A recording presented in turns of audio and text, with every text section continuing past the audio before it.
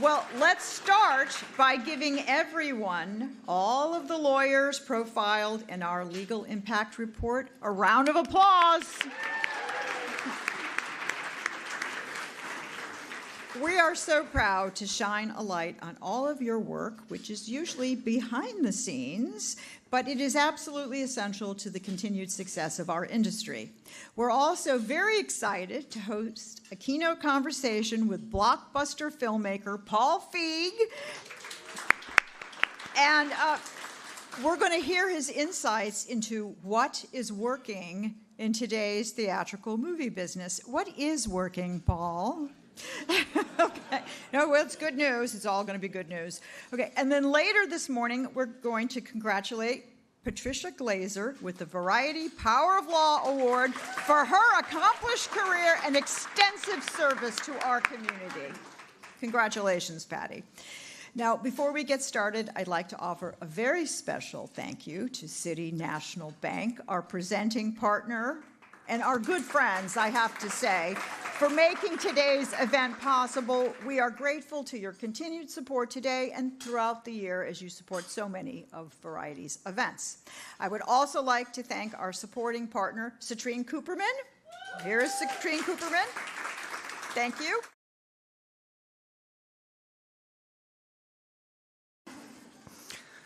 Thank you, Dea. On behalf of City National Bank, I'd like to congratulate all of the outstanding deal makers and litigators who are with us today. This event embodies the unique synergy between law and entertainment, a partnership City National Bank has nurtured for more than 70 years. We understand that behind every iconic film, series, or deal, a brilliant lawyer is making it work. I want to thank Variety for organizing this celebration of the legal community and all of you who are so fundamentally important to the industry. I also want to recognize the entire Variety team, Dea, Ramin, Melissa, Margaret, especially Lindsay, Suzanne, for being the undisputed #1 entertainment news platform. You are a critical partner to everyone in the room and to City National Bank. City National has sponsored this event since it started 9 years ago. We have a long history of banking and supporting the entertainment community for 7 decades, serving everyone from actors to agents to the lawyers who power their work has been critical to the work that we do. We take pride in our highly personalized service and keeping clients at the center of everything that we do. And we all know that entertainment clients are unlike any other.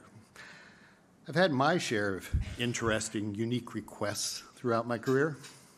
Years ago, I received a call from a prominent entertainment attorney and his client.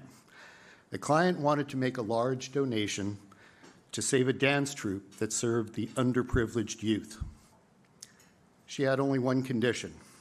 The donation was to be made anonymously. If the troupe ever found out the source of the funds, my client made it amply clear that I would no longer be her banker.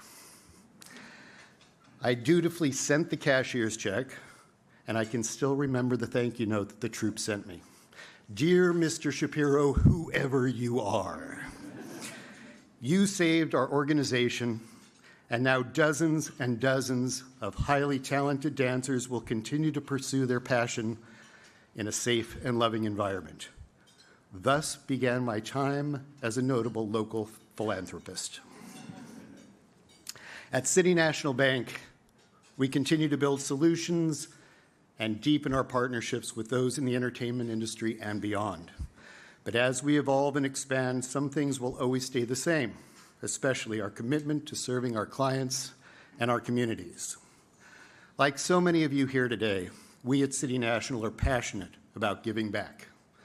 We support many of the organizations that are the lifeblood of the industry: the SAG-AFTRA Foundation, the Grammy Museum, the Motion Picture and Television Fund, Project Angel Food, Broadway Cares, the Entertainment Community Fund, and Music Cares, among many, many others. As the largest bank headquartered in Los Angeles, we are here for our communities during critical times. In the immediate aftermath of the devastating wildfires that hit our Southern California community last year, City National Bank, together with our parent company, RBC, donated $3 million to support the relief efforts. We know we have an important duty and an important role to play in helping address the immediate needs as well as the long-term work that it will take to rebuild our communities, like our beloved Altadena and the Palisades. We know our bank can only be as strong as the communities that we serve. That belief is core to who we are as an organization.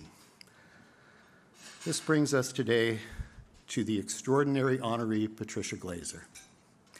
Patty is a pillar of LA's philanthropic world, with many organizations benefiting from her leadership. She is also consistently ranked as one of California's top business trial attorneys. She has also earned the prestigious honor of being included year after year in Variety's Legal Impact Report. I have had the privilege of being the personal banker to actors who play some of the most celebrated lawyers on TV. The one consistent message I hear: each TV lawyer owes their career to the real lawyers like Patty, who have guided them throughout their professional life, and hopefully their banker earns an honorable mention. Thank you, Patty, for your outstanding accomplishments as a lawyer and as an advocate. Congratulations on this well-deserved honor.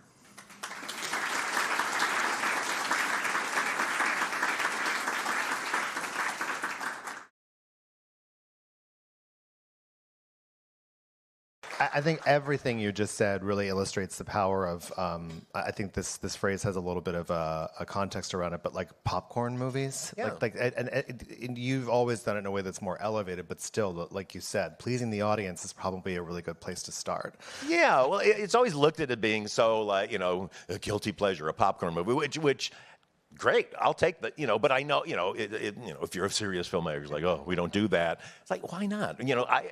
Giving people a good time makes people keep going to the movies. I have this thing about, when it's like, the Academy Awards season, all what I call homework movies come out, I'm in the Academy, I have to watch these, and look, and they're always really good. But it's never like, oh, I can't wait to watch it. It's always like, okay, I got to watch this one. What's it, 3 hours long? Okay, here we go, Terminal illness, children being abandoned. All right, let's do this. Yeah, exactly. Look, I'm glad people are making important movies like that, but I didn't get in the business to do that. I get in the business to let people have fun. I was a stand-up comedian for years. And that's honestly probably the best training I've had for putting my movies together, because that's how I used to put together my stand-up act. You write a bunch of material, you go up on an off night and try it all, and that didn't work, and you record it, and okay, let's go back and change this and all that. By the time, so you finally work it into something good. So yeah, I love popcorn movies, and we got to keep making them. That's how we're getting people back into theaters, and people are going back into theaters. I'm so tired of hearing everybody saying movies are dead, movie theaters are dead. They're not dead if we give people a reason to go to them.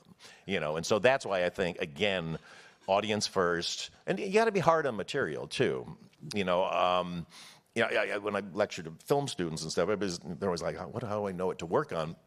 I say the test you need to do is, if you were in a movie theater and you saw a trailer for the idea that you have in your head and you didn't know would you go, oh, I got to see that? Or would you be like, yeah, okay, And it sounds easy to do, but it's a really hard litmus test to put on yourself, and yet it really makes sense, because there's just a lot of stuff you go, yeah, I don't care, or like that, I'll wait, That's what we don't want. I'll wait to watch it on cable, or on streaming or whatever. So, but that's why, we need to expand the window, the theatrical window, because, a streamer saying, okay, and be in theaters for a week or 2 weeks, everybody's going to wait, If you go like, if you just wait 2 weeks, it'll be on. But if you don't say when it's going to go to it and give it a 45, look, I love the 90-day window myself back in the old days, but we'll take the 45-day window, because it worked for us on Housemaid. We, after 45 days, we went to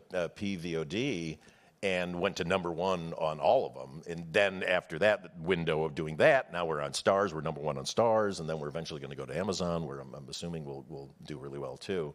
But it's that, it's why, why there's been kind of a people going against binge watching recently, because They say psychologically you get really depressed after you finish. And it is true, because it's kind of, how many times you're like, oh, I got to watch it all, and then you like rip through it, and you're like, oh, shit, I wish I could have strung that out a bit more, like. Feel dead inside. Yeah, it's like eating a whole, I love pecan pie. Oh, I'm going to eat the whole thing right now, and then never eat pecan pie again in your life, which happened to me in life. As a kid, I went to an aunt's house, and she made really good pecan pie, and I ate it. I'd never had it before, had it the entire weekend, and have never touched pecan pie again. Just the thought of it makes me want to throw up.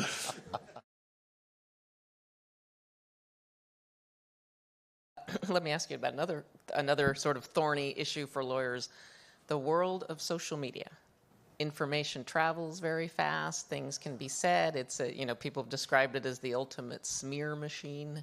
How is the change in communications changing or impacting the way legal cases and legal situations are adjudicated? I agree with your expression, the ultimate smear machine. It is, we have not kept up with guardrails for the internet. We just haven't. And what people say on social media is not penalized enough. I mean, it just isn't. And people are very, very irresponsible. And I'm not a genius. I don't have an answer for all the guardrails that should be there. But there should be guardrails. There should be things you just don't say about other people. And it's not there now. And it's a constant, not just a legal battle, it's a PR battle. And it shouldn't be that way. I mean, it just shouldn't be that way. Do you think this room knows what I'm referencing when I say Section 230? Do you think that's too broad at this point? Do you think it will be narrowed by, whether legislative or litigation precedent? I think it will be narrowed. I hope it will be narrowed. Because we're a function of the irresponsibility of a few. And that's the shame, because there are many, many, certainly people sitting in this room who are, and all over the place, who are responsible. But what you have to do, though, is suffer from rules that are created because there are 2 or 3 people out there who are just outrageously irresponsible and are hurting people. And I'm sorry about that, but it is the case, at least as I see it. We want free spirits, and we want people out there and doing what they do. And, you can only control what you can. And people can get through it. I mean, Sydney was, had a contentious thing, but people jeans. Whatever. So, I mean, come on. The unnecessary outrage is the biggest problem in our society right now. People get so outraged about stupid shit. Yes, exactly. And when there's all kinds of things to be outraged about, but becoming outraged about pop culture. Trust me, I made the female Ghostbusters 10 years ago, and you would have thought I launched an invasion of Iraq.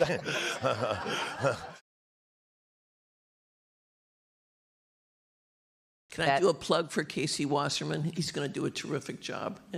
He needs all of our help. I have to ask you, Patricia, obviously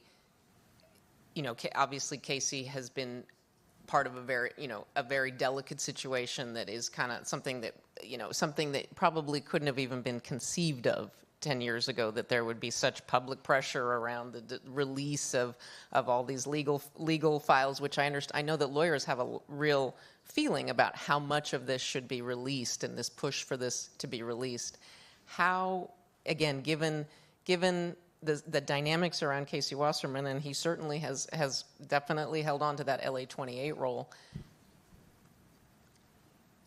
what is it that you're seeing that makes you feel like he needs all of the support in this room? What is it that you think that people are missing in terms of fixating on him having been part of the Epstein files? He wasn't part of the Epstein. I mean, there are 2 emails, guys, 2 emails, and he wasn't attacking young women.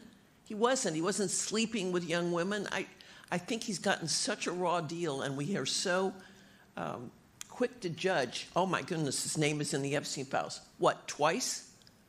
And did Epstein apparently do some really horrible things? Yeah, he did some horrible things. That doesn't make Casey did horrible things. So for the LA Olympics to be successful, we all need to support Casey. I think he's a terrific executive. I think he knows a tremendous number of people, and he's pulling things together, and I think he deserves our support.